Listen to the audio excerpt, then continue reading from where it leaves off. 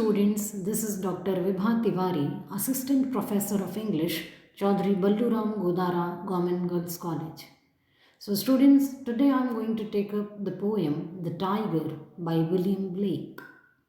Before I proceed towards the text, let me tell you some basic things about the poem and the poet. See students, I think the first thing that would have captured your attention on this particular slide is the spelling of tiger.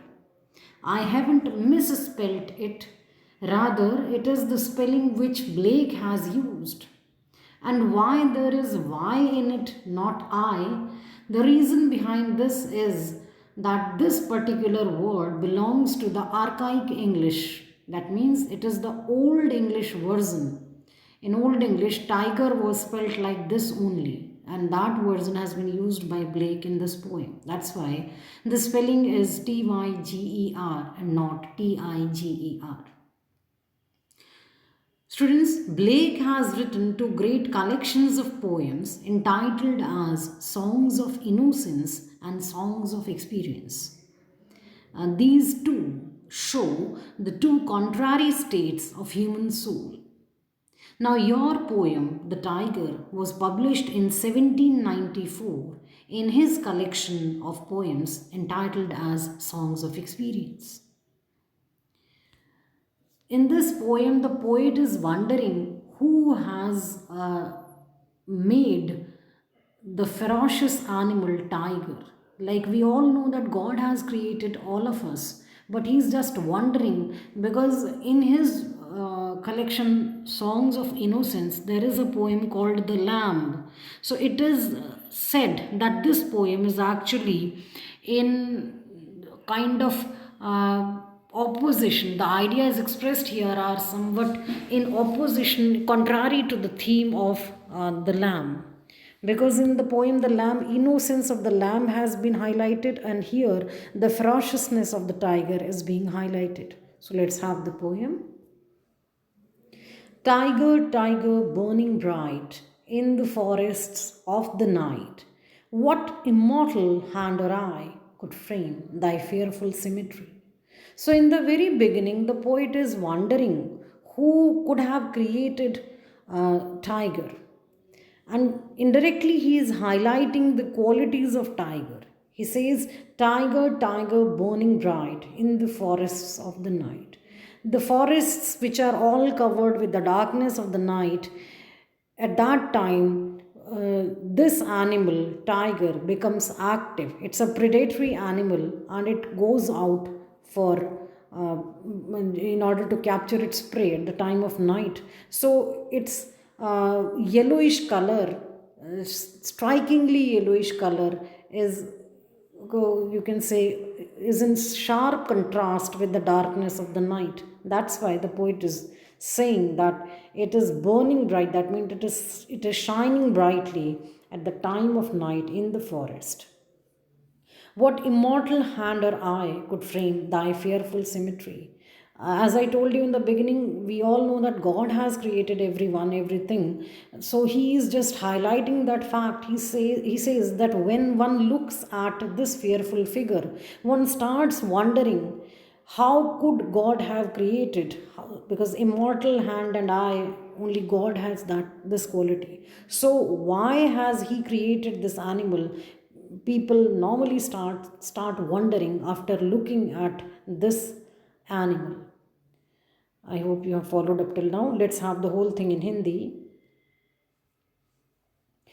Students, आज जो कविता हम लोग पढ़ने जा रहे हैं वो है द टाइगर, और टाइगर के रचयिता हैं विलियम ब्लेक। सबसे पहले जो चीज़ आपका ध्यान खींच रही होगी वो है टाइगर की स्पेलिंग। ये है TYGER, और ये मैंने गलत टाइप नहीं किया है, बल्कि यही स्पेलिंग ब्लेक ने यूज़ की है। ब्लेक ने यहाँ पर ओल्ड इंग्लिश, जिसको कि हम आर्काइक इंग्लिश कहते हैं, पुरानी इंग्लिश, उसको इस्तेमाल किया है। और उस टाइम पर टाइगर की स्पेलिंग में आई नहीं होता था, वाई ही होता था, इसीलिए आप यहाँ पर TIGER की जगह TYGER देख रहे हैं। अगर बात करूँ मैं विलियम ब्लेक की, तो विलियम ब्लेक बहुत प्रसिद्ध कवि हुए हैं। ख़ास तौर से इनके दो जो पोएम कलेक्शंस हैं वो बहुत फेमस हैं। पहला तो है द सॉन्ग्स ऑफ इनोसेंस और दूसरा है सॉन्ग्स ऑफ एक्सपीरियंस। ये जो दोनों ही, जैसा नाम ही से ही लग रहा होगा, इनोसेंस एंड एक्सपीरियंस, दोनों जो कलेक्शंस हैं इनमें ऐसी कविताएं हैं, इस तरह की कविताएं हैं जो हमें इंसानी जो सोल है, आत्मा है, आत्मा के दो विभिन्न पहलुओं के दर्शन कराती है। इनोसेंस नाम से ही जाहिर है, इसमें मासूमियत, निर्दोषता, बचपना, इनसे संबंधित कविताएं हैं। और एक्सपीरियंस में जीवन के जो उतार चढ़ाव हैं इनको उसने बहुत ही अच्छे तरीके से प्रेजेंट किया है। आपकी जो कविता है ये 1794 में पब्लिश हुई थी और ये हिस्सा है उसके कलेक्शन का, पोइट्री कलेक्शन का, जिसका नाम है सॉन्ग्स ऑफ एक्सपीरियंस। और ये जो पोएम है इसमें पोइट ने एक तरह से बयान किया है, आश्चर्य व्यक्त किया है कि किसने जो टाइगर है उसको बनाया, क्योंकि टाइगर की जो क्वालिटीज़ हैं उसको उसने बड़े खूबसूरती से सामने रखा है। ये कहा जाता है कि उसके सॉन्ग्स ऑफ इनोसेंस में कविता थी द लैम्ब, उसकी जो थीम थी उसके सारे विपरीत, उसके सारे एलिमेंट्स के विपरीत ये कविता लिखी गई है, क्योंकि उसमें जाहिर बात लैम्ब यानी मेमने का चित्रण किया गया है, जो कि हमेशा से ही मासूमियत का, निर्दोषता का प्रतीक रहा है। तो उसके विपरीत ये कविता लिखी गई है। और टाइगर नाम लेते ही जाहिर बात है आपके दिमाग में खतरनाक से एनिमल की इमेज बनती है। तो मेमने और टाइगर दोनों की क्वालिटीज़ एक दूसरे से बिल्कुल विपरीत होती हैं। तो ये कहा जाता है कि ये लैम्ब पोएम के उस अगेंस्ट यानी ऑपोजिट थीम के हिसाब से ये कविता लिखी गई है। चलिए हम पोएम पर आते हैं। Tiger tiger burning bright in the forests of the night, what immortal hand or eye could frame thy fearful symmetry। In lines में पोइट आश्चर्य व्यक्त कर रहा है कि सबसे शुरुआत में तो वो एक तरह से तारीफ़ कर रहा है, या कह सकते हैं कि जो उसकी ख़ास क्वालिटी होती है टाइगर की उसका उल्लेख कर रहा है।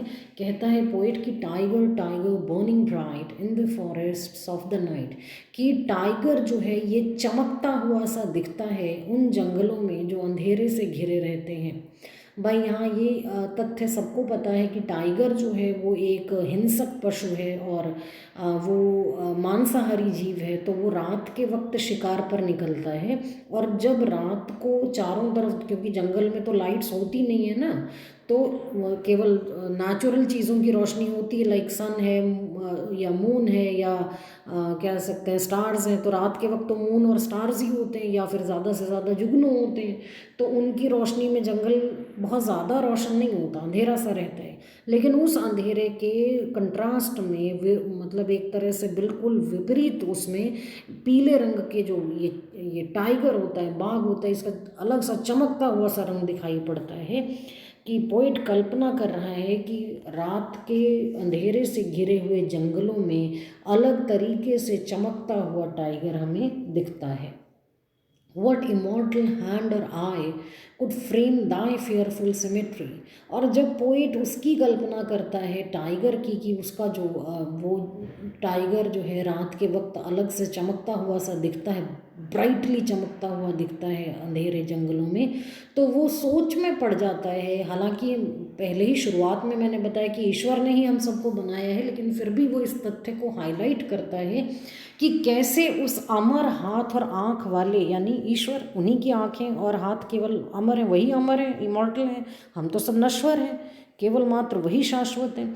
तो कैसे उस शाश्वत ईश्वर ने इस तरह के भयानक जीव को बनाया। Could frame Dai fearful symmetry, ये जो खतरनाक भयानक सी जो ये सिमिट्री है, ये जो बाउंड्री है, जो बॉडी है, शरीर है बाघ का, इसको उस ईश्वर ने, वो ईश्वर जो मासूमियत को बना चुका है, वो ईश्वर जिसने पेड़ पौधे, खरगोश, हिरण और लैम्ब जैसे, मेमने जैसे जीवों को बनाया, कैसे उस ईश्वर ने अपने हाथ और आँखों का प्रयोग किया इस खतरनाक जीव को बनाने में। आज के लिए इतना ही। उम्मीद करती हूँ आपको ये पोएम समझ में आई होगी। आगे की लाइन्स हम नेक्स्ट वीडियो में लेंगे। Stay tuned.